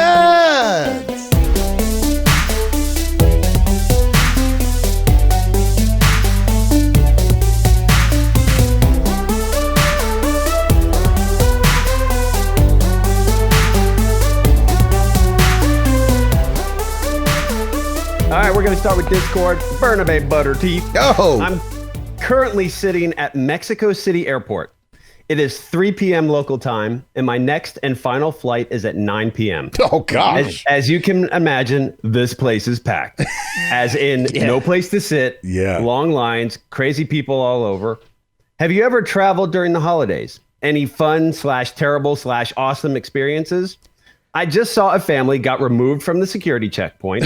The family yelled at each other at passport control because, you guessed it, they forgot one passport. I also got upgraded to business for my next flight and scored a last-minute exit row seat with extra legroom. There you go. Talk about a roller coaster, man. That's insane. Goodness gracious. I definitely have traveled during the holidays, but I don't have any stories about it. It was, get there. I mean, I did when I was really young, and I don't even know if this was for the holidays. I just am imagining it is because I was traveling back and forth in California, but I was 10 or something like that, and one of the engines lost power and we fell 20,000 feet out of the sky and the airbags came down, and it was scary as crap, and I hated it and don't like flying ever since. Merry Christmas. Yeah, thanks a lot, Wright brothers. Right. Jeez. In your air travel. Yeah. Ed, you got any Christmas travel stories or holiday travel stories? Not really. When we lived in Pennsylvania, if we would drive back, it was always kind of it's northeastern Indiana, and sometimes the roads are bad. So we would hit a couple snowy patches in Ohio, but nothing crazy. Yeah. Chris? No, never really did any traveling. I mean, that you couldn't just drive, within a couple of hours to kind of thing, and nothing super treacherous here in Texas. So there you go. Not just really the other any people. stories. Yeah. Tim? Yeah, us neither. We before Piper, and actually when my in-laws were still up in Jersey for Christmas, we would drive up and just stay up in New Jersey that whole week through New Year's, which is like I have great memories of that. In fact, it's kind of weird because normally like a night like tonight, like we would have our Christmas, just the two of us together, and then the next day we'd pack up and go and head up to Jersey. So we're there by Christmas Eve. But no, man, we drove everywhere, and it just made life easier because it's stress free, and it was a 14-hour drive, and we just did it in one shot, and we had all of our gifts. We didn't have to worry about mailing anything out, so I loved being stress free during the holidays when it came to traveling. Amen. Amen. Yeah, it's crazy. Good question. MLS Chop, do you guys have any weird / frustrating holiday rules in your family? For example, my wife doesn't like for me to purchase stuff for myself after November 1st. So she has stuff to buy or tell others to buy for me. As a gamer, it's frustrating because that's when all the AAA titles drop. So it leaves me with nothing to play. Oh, that stinks. We don't have anything. I mean, the closest that we have is dancing around each other's Amazon purchases. There you like, go. hey, will you just not look at the past orders? It's like, yeah. Like, don't look at and then like I have to be super slick because she likes to, my wife, it's funny the way she loves to load up the cart and just keep stuff in there. Like to remember for later. She doesn't use like any of the lists or anything like that or the save for laters. That's what I always have to do and go. So if I go to buy her a gift and there's 9 things in the shopping cart, I have to save all them for later, remember exactly what's in there, buy her gift, and then put them back in the cart for her to get back to. So that's the only thing that's a little, that's a little dance that I got to do around Christmas time. Yikes. Edward? So how early are you doing that kinds of stuff, Gabe? Typically. It depends because her birthday's in September. And so, as you know. Yeah. That is in September. On the 3rd. I hear you. Yep, I'm following you. And so, so her birthday's on the 3rd. And so, you're kind of into fall and heading into the holidays anyway. So I can't wait. I can't do it too early because I'll be before her birthday. And I can't do it. And so then usually I'm broke from buying her stuff. And so you wait. And then like probably around November is when I start like putting my antenna back up and like, okay, what has she talked about? And what has she not talked about? Because I've talked to you guys about this before. I hate buying things that people say they want because it takes the surprise out of it for me. And so I like to buy things that they might have mentioned they kind of wanted that they wouldn't really buy for themselves because I think that's like, oh, I would never have gotten this for myself. So yeah. Only reason I say that is because I've run into similar issues in the past because we have the one Stacy's account, Amazon account is the one that's the Prime account. But if I've got enough head start on it, I have created my own Amazon account that's not Prime because I'm not buying Prime twice. Yeah. And I just I just buy stuff through that one. So I was gonna say that could be an alternate option for you, anyways. Yeah, I like that idea. That's a great but idea. if you're someone that's like, oh my gosh, I got 2 weeks, and something crazy could get delayed, and it might not be worth it. Yeah, no, that's a great idea. That's good. Yep. Yeah. Chris, do you guys have any weird things at Christmas? No, Stacy's got this weird thing. She wants to wait till Christmas to open. Ever since I met Ed, I'm just like, man, that's a doggone good idea. Right? I know. No, I actually do really like having stuff to open on Christmas Day or Christmas Eve, as it's going to be like we'll probably do this year because we're going to be traveling. I wouldn't be opposed to opening a few of the things early, but outside of that, really, that's not odd to wait till Christmas to open things. I mean, that's how it was my entire life growing up. So Right, nothing exactly. that's really strange by any means. Yeah. What about you, Tim? We don't have any rules either. We like to open gifts on Christmas. It just makes it more magical, especially with Piper. Christmas morning's just awesome. So Yeah. A little Christmas morning present opening and some Witcher on television. And some Witcher with Witcher in the background. Yeah, absolutely. Sweet. Hands down. Yep. Ed, you guys, we know the one. We know that you open the presents one. just whenever. No rules, man. No rules. Just live your life. What happens? Anything goes. What happens on Christmas morning? Anything? We sleep. We it's the same thing as every other day. We sleep in. Okay.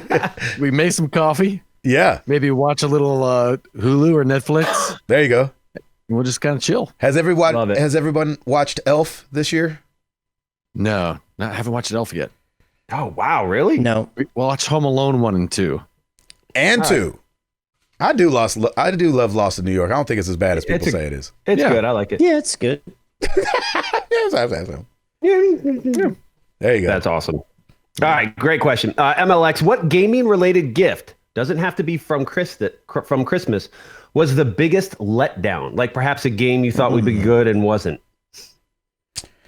Wow. Gaming-related gift was the biggest letdown. Altered Beast when I was little. I talked about it last week. It scared the freaking crap out of me. We had to take that thing back. That sucked. It's like you get a brand new thing and then they have to go swap the game out because the little boy's scared. Oh, what a system. Mm-hmm. Yeah, sorry. Chris, you got one? I know.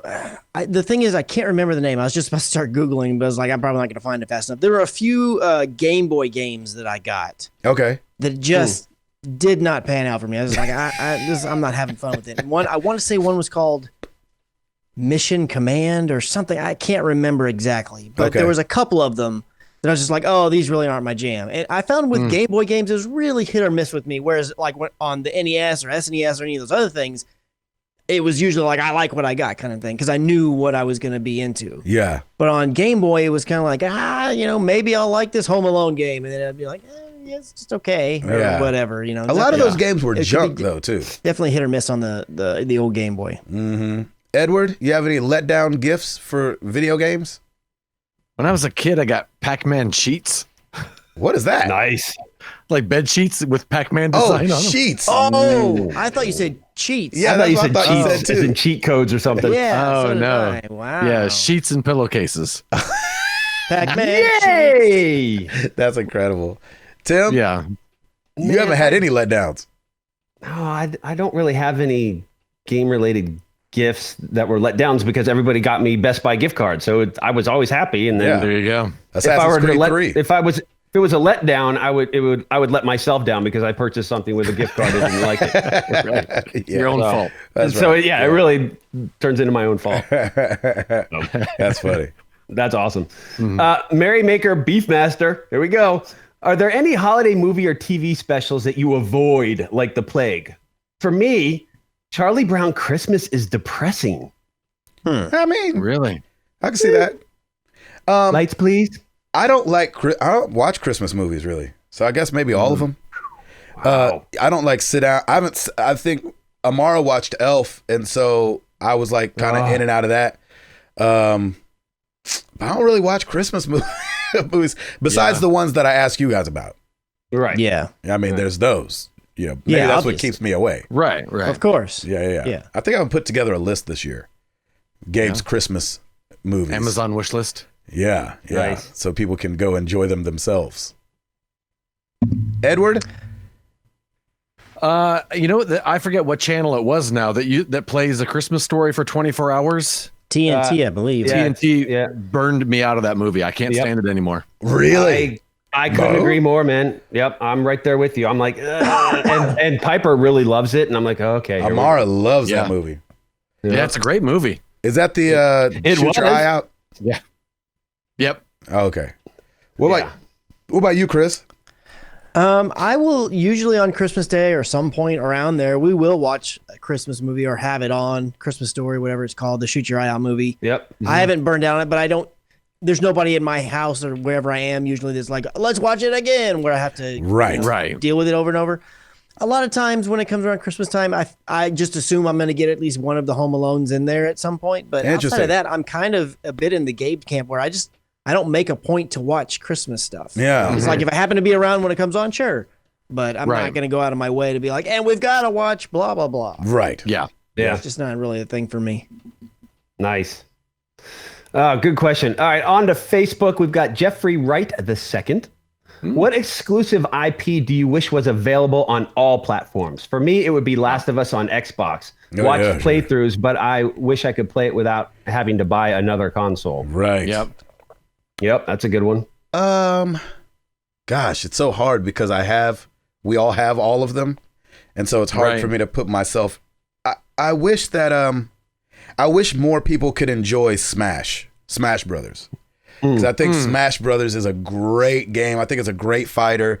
It's deep, obviously. I would get like my tail whooped in a tournament, but like I think it's just a fun game to play with friends. And you know, when you have over 70 fighters to choose from, and your memory, and you have so much history with some of them, when it's like Samus or Little Mac from Punch Out.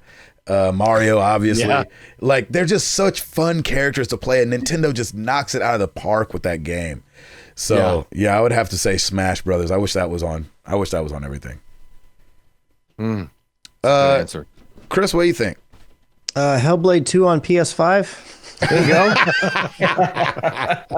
That would greatly make my situation easier. Yeah, of course. No, look, I can't think of one at the moment, and honestly, it's because I like the exclusive game. I like things being only tied to Sony and things being only tied to Xbox and things being only tied to Nintendo. I like there being a legit hardcore reason for you to want to have that thing. I like the competition aspect. I like the seeing the back and forth and one guy getting better because, man, they had a bunch of great exclusives that we didn't have that many, so now we're going to come back even stronger, and then the vice versa. I like all that. So I mean, even though there's definitely been games like I wished when it was in the PS3 days, it's like, man, I wish all my 360 buddies, because most of my friends were 360 guys, could try The Last of Us, and they didn't have PS3s. Right. I do get those moments where games will come up like, oh, I wish you could try this.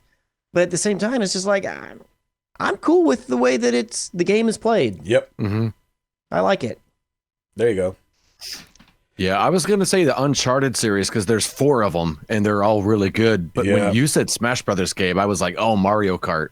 Oh, yeah. Oh, yeah, there you go. I'd love to play Mario Kart again without having to get another console. You should try, if you haven't already, the Crash Team Racing. It's very similar. Unfortunately, it's one of those things where I enjoyed playing it, but people are like, I don't know the maps. I don't know these people. I don't want to play it. And it's like, you gotta give it a second. Try. Yeah. Huh. What about you, Tim? Man, now that I'm watching it, I want to do the whole Witcher trilogy on PlayStation.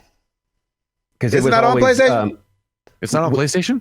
Witcher 1 and 2 were 1, I think, is only PC, and 2 was Xbox only. 2, I think, was PC and Xbox. It was PC and Xbox. Wow. Yep. And it came to Xbox way late, if I remember right. And it never came to PlayStation. Only 3 did. So I would love to get the whole Witcher trilogy and start from day one. Yeah, that'd be awesome. I had no idea. That's what I did with Mass Effect. I went back at 2, like when I was looking at Witcher 3, I'm like, man, where's Witcher 1 and 2? And they were PC and Xbox only. Yeah, 3 was the first one that went, all over the place. Yep, it went global. Even come to Switch. So that's crazy. Wow. Really good question. I like that one a lot. That's good. Todd Mackey Jr., what are you looking forward to most in 2020, whether it be gaming related or something else? Let's do not gaming related, because that's going to be next week's question of the week. But if there's something else, 2020, I mean, I could probably speak for all of us. Episode 400, man. I'm looking so forward to that step up, and it's going to be a little bit of a crazy time for me because I'm going to be getting in town the day before we have it. But hey, we don't have to set up any chairs or anything like years past. Yeah, man, we got it. We got it covered. Yeah, and so I'm ready for, we've had such a rough, me and Chris have had such an awful fall that I'm ready to kind of, I don't know, winter started today. And so I'm just like ready to get back out in like the sunlight and live life without this, like, I feel like there's kind of a cloud over everything I do right now. Like I kind of feel guilty about having fun and laughing and stuff like that. And I feel like, you're recognizing that you take things for granted. So I'm ready for that to kind of like, I don't know, just to take a deep breath again and feel the sun shining and a little reset. Yeah, a little bit. Yeah. And not saying that'll be January 1, but just like I'm ready to move into like not feeling hurt, so often. Yeah, maybe. Fair enough. Yeah, man. Yeah, I'm just like you, Gabe, definitely 400. And I don't know, something about the start of a new decade. Not only is it a new year, but it's a new decade, and it's very easy to go in with like just a clean slate mindset. Yep. And so just kind of like a kid wondering what's the next adventure going to be. Nice. I love that. What about you, Christopher? 400 is definitely up there, but also 2020 is Stacey and I's 10-year anniversary. Hey! Oh, nice. All right. Yeah. That's awesome. So definitely looking forward to that. Nice. That's awesome. Yep. Do you guys have any great. loose plans? Like, are you like, we should go somewhere? Like that loose? We haven't really started pushing hard on getting all the details worked out together, but our plan has always been since we got married that on our 10-year anniversary, we would go to Ireland. Oh, so wow. I've got all the stuff that I had to get because I didn't have a copy of my birth certificate. So I got all that stuff. So I got to get the passport stuff rolling. Wow. Because I've never had a passport. I've never been outside the country. And then get all the next steps and when we're going and where we're going exactly. Yeah. Oh my gosh. So, Can you podcast from Ireland, please? I want to put too much find pressure on you. I don't put too much probably pressure going on to you. have to. Oh, that would be amazing. We'll see. But we'd also understand if you couldn't make it. Yeah. Right. Tim, what are you looking forward to 2020, bud? Man, I think you all collectively have already said it. But definitely 400, obviously. Yeah, man, I'm just, it's a new decade. Let's see what this one brings. I'd like to have a little bit of a better year than 19, just with all my friends and family members and what's happened. And, but yeah, I always love New Year's because it's just a new year because it's just a reset. And it's just, let's kind of sit back for a second, reevaluate and see what we need to change, what we need to tweak and go from there. So I like I'm it. excited. Yeah, it'll be good. All right, we got one more question. Twitter at The Art of Bacon, Eric Green. Did any of you actually watch the Ginger Dead Man trilogy? He owns them. I know. What? He owns all three. Oh, hilarious. No. And No, I cliff didn't notes, watch it. please. Just like give us like a scene or two, and we'll see what happens. I'll tell you what Hollywood Bones said. He said, "Never, ever, ever, ever, ever, ever watch that movie." Nice. That's so funny. He said You're telling me we should try. Yeah. He gave it a 0 out of 10. Wow. And I said, "That's crazy." I said, knowing you, I would think you would give it a negative out of 10. He said the movie doesn't even deserve a rating. It's that bad. Wow. I was like, that means I picked the right one, baby. Yeah. Good one. My job I here guess is done. so. Yes, you're welcome. Wow. That's it? That's it, man. That's it. Oh, snap. All right. Well, get your phones out. Get your lists out. That's where my list is at, is on my phone. We are going to drop our top 5 games of 2019. And I know it was a struggle for some of us. It wasn't a struggle for one of us. So we're going to start with him. Edward texted us before we started and said, "Can I do a top 10?" Yeah, By all buddy, go means. ahead. Yes, the rest of us are going to be doing 5. I'm going to do 5 with an honorable mention. But Oh, there you go. Let's We'll do a top 6 then. yeah, I know, right? I don't know if this falls at 6. That's the problem. I'm just kidding. Go ahead, Eduardo. Give it to us. Your top 10. At number 10, I have Night School's After Party. Oh yeah, Nice. That was it was just crazy fun. drinking with Satan. Drinking with Satan and winning. At number 9, MLB The Show 19. Who picked that one? Hey. So much fun. Thank you for Nice. that, Chris. Yeah, I love that. That was a nice surprise. there we go. Nice. Number 8, I had Gears 5. Just I forget Yeah, you there even you go. played that game. what's that? Wow. I forget you even played that. Yeah. Plays a lot of games, Gabe. He really does. He plays a lot of games. Right? He's the only one that gets paid to do it. Exactly. Right? Number 7, Jackbox Party Pack 6. Oh, Just good. Good Yes. one. Oh, you know what? Shoot, I could do a top 6. See, there you go. Doggone it. I forgot doors that came are out this opening. year. The doors. See, there you go. Number 6, I've got Trover Saves the Universe. Oh my gosh, good lord. Just because you know why. Yeah, that was hilarious. Number 5, Far Cry New Dawn. Oh, okay. Love that one. Yep. I put Control at number 4. Wow. Did you? There Late you go. entry. I did. Sliding in there. Slipped right in there. I was so glad I finished it. Shoot. Number 3, Blood and Truth, because I love that game. Yeah, VR, baby. VR all the way. Number 2, Wolfenstein Youngblood. Wow. Nice. Yep. Yeah, you love that game. I remember you Job, praising that man. game. So much fun. So much fun. And of course, Give it to me, number Ed. 1, Borderlands 3. Yes. Thank you, brother. Wow. Of course. Good Love it. job. Great list, bud. Nice. Thank you. All right, Timmy. You would okay. This is gonna be super easy. I played 2 games in 2019. So number 2, Far Cry New Dawn. Number 1, Borderlands 3. For you. But think about it. I started in the new year. I think I was just playing Overwatch until Far Cry New Dawn came out. Yep. And then Yeah. I played Yeah. New Dawn, went back to Overwatch for a little while, and then picked up Spider-Man, and then did Spider-Man, Right. and Yeah.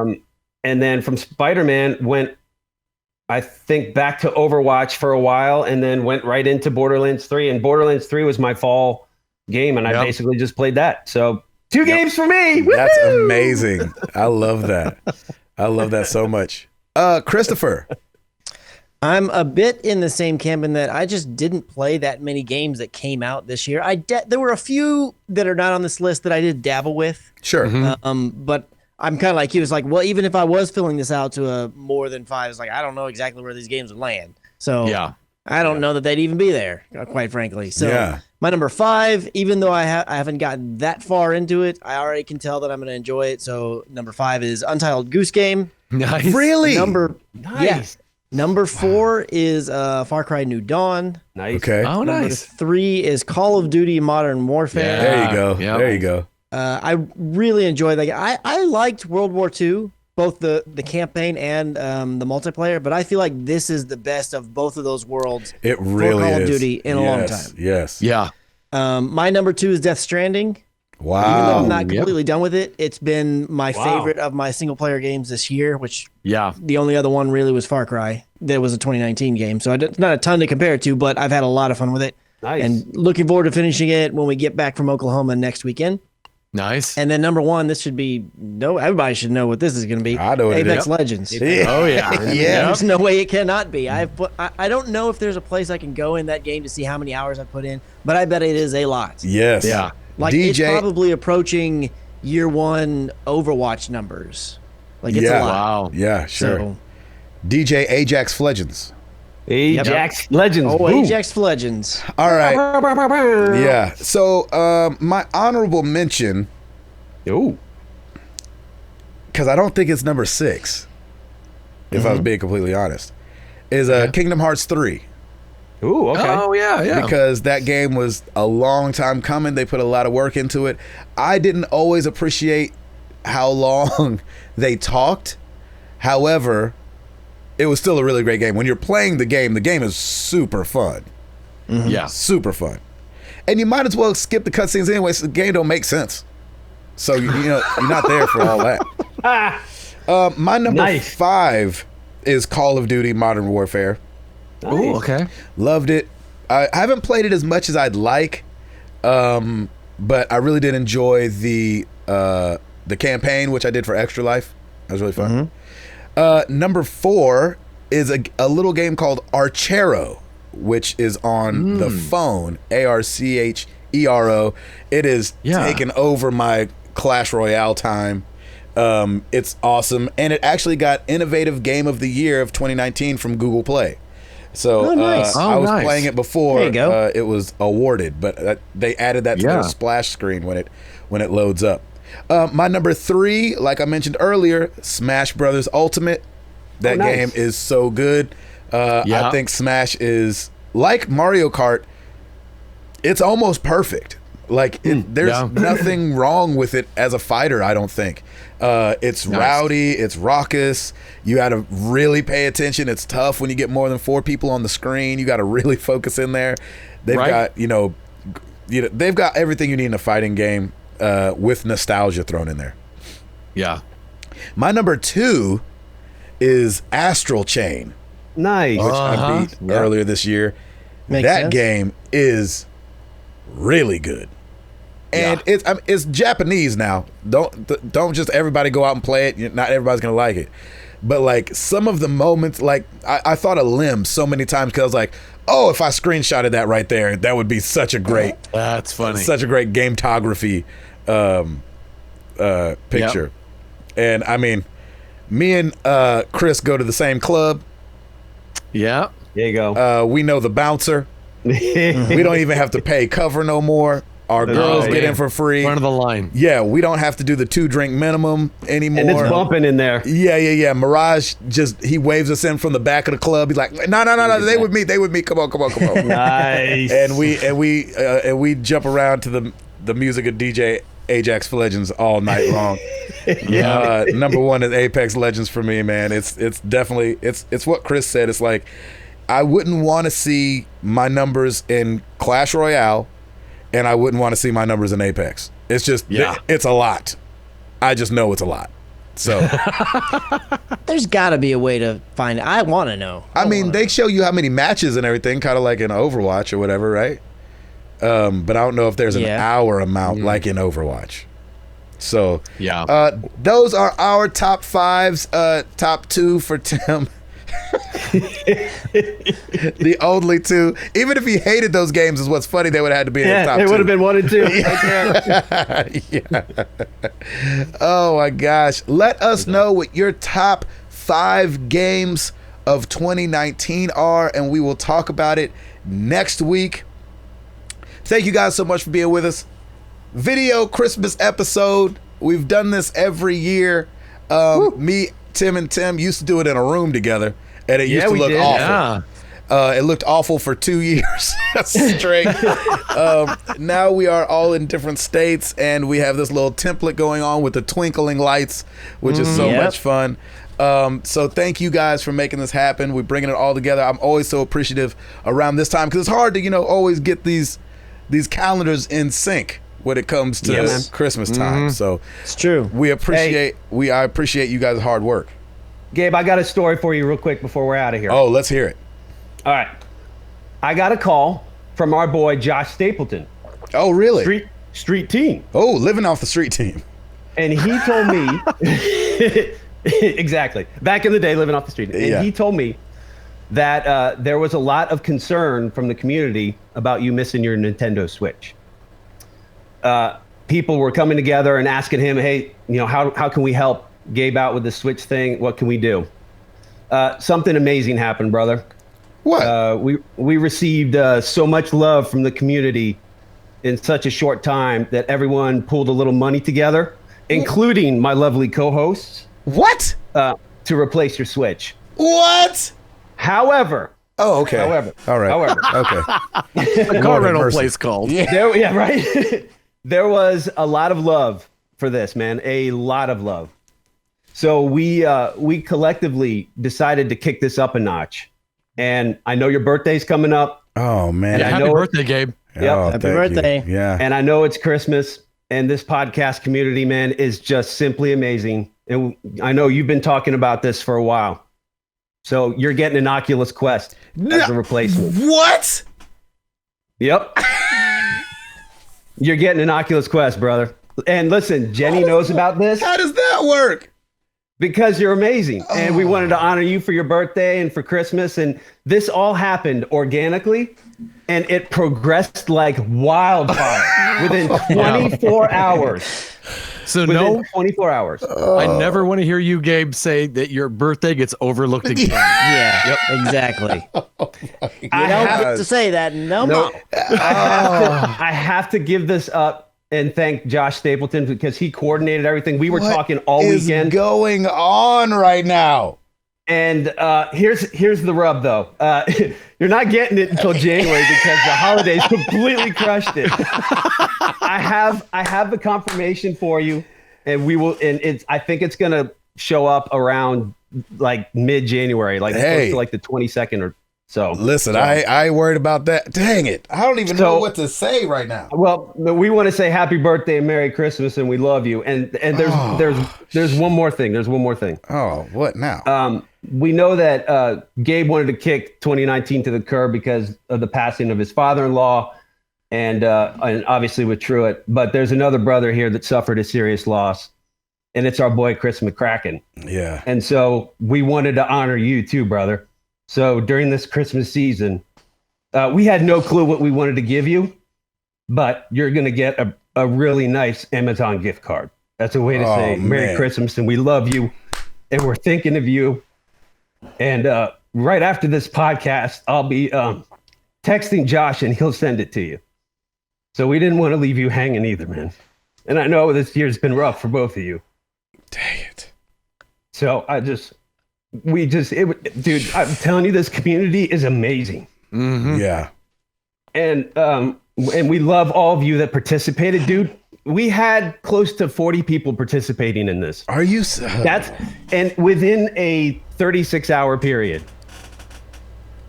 it absolutely blew my mind. Josh and I were just like, this is insane.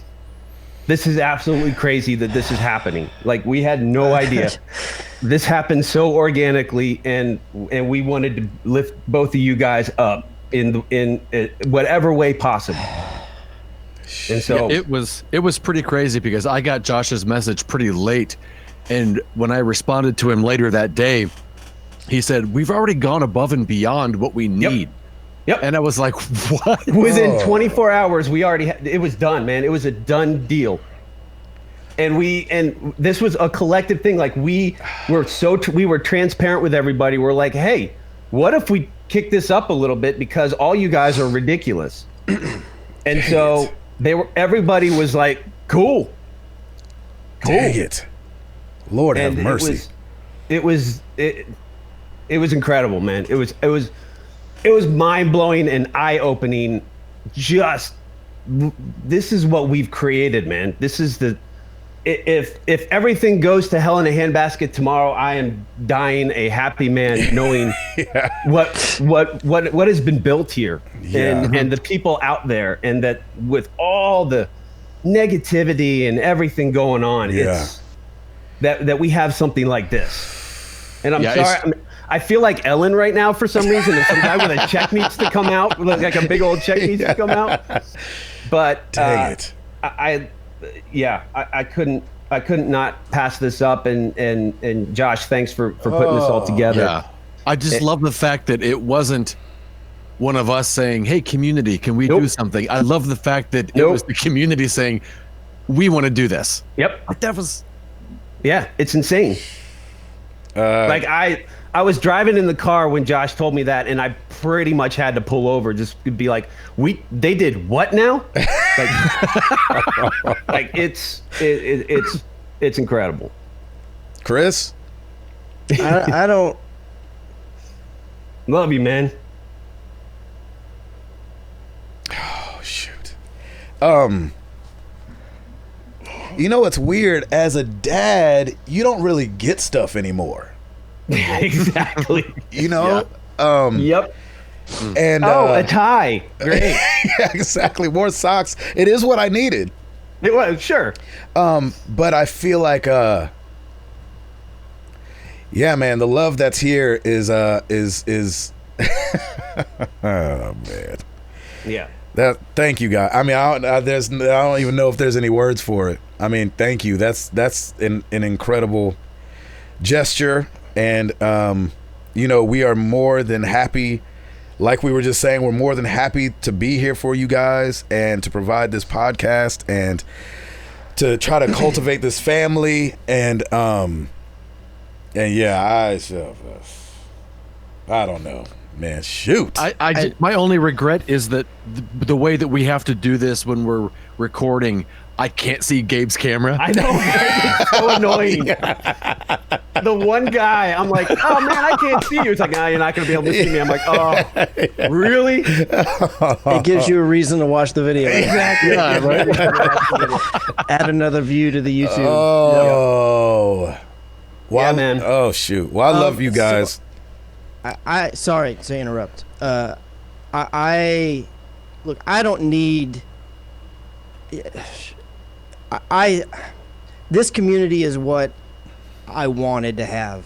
And you know, obviously you guys as well, as you know, as the crier of the podcast, because this isn't like the fifth or sixth time it's this all has good, happened to me. Like this community is all that I need. And so just thank you so much for the gesture. I mean, it, and the crazy thing is that I shouldn't be shocked because this is not like, this isn't shocking. You know, it's like, this is the type of thing that our community would do. Like, oh yeah. And so on, it just think about it. They already have too with Extra Life. exactly. Exactly. Look what we did with Extra Life. Freak. $1,000 goal. And now they're going above and beyond Extra Life. Like, think ridiculous. about that. That's why I nearly pulled over. I'm like, wow. Sorry, Chris, continue. I mean, you guys and ladies are literally the best community that's on the internet. I will fight somebody if they want to disagree with that. And I think there's too much proof. It gets proven over and over again. Yeah. All the time. Yeah. I don't know what else really to say besides that, because it's just it's insane. That's Yeah. crazy. I can't. It is, man. Thank you for all your generosity this whole season, like for Yeah. all this Extra Life stuff and everything that you guys have done. Mm-hmm. It's y'all kill it, and you'll always kill it. And I don't know how to show more appreciation. I really don't. Yeah. You don't, man, because they wanted to show the appreciation for you and for Gabe and for what you guys do and what this podcast does. That was the root of all of this. Was we're all gamers, we're all part of a community. Chris, how did we We're not get a helping each whiff other of that somewhere along the line? out. What's that? Me and Chris didn't get a whiff. I didn't get a whiff. No. That's because a it sense of happened that so going on. fast. It happened literally. I got a call on Friday night from Josh. We worked out the details Saturday, and it was ordered and done that night.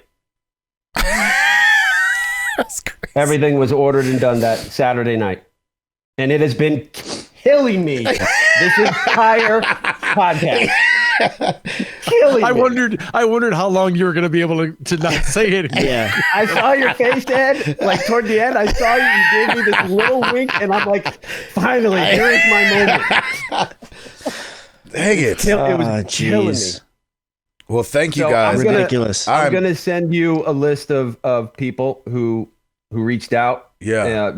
Josh kind of put it all together, just so you know. And yeah, man. I mean, For sure. This community loves you, and we love them back. And there's nothing better. Yeah, that's the truth. Oh man, thank you guys. Yes. The 380 in the books, I guess. Oh. 2019 is not so bad all of a sudden anymore.